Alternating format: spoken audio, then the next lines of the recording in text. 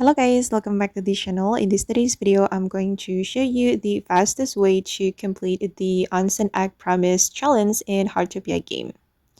Okay, this is one of the challenges from the Winter Frost season.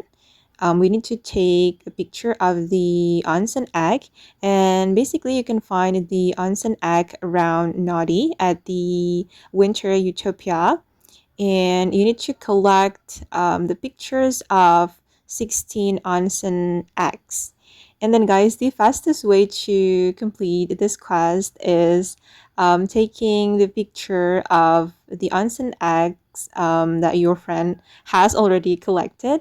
And fortunately, my friend allowed me to take a picture of the onsen eggs, all the onsen eggs. So yeah, I just need to take the picture of it here in her house. And after we complete the picture of 16 onsen eggs, we can claim the recipe, the onsen egg recipe. So we'll be able to cook at the onsen mountain.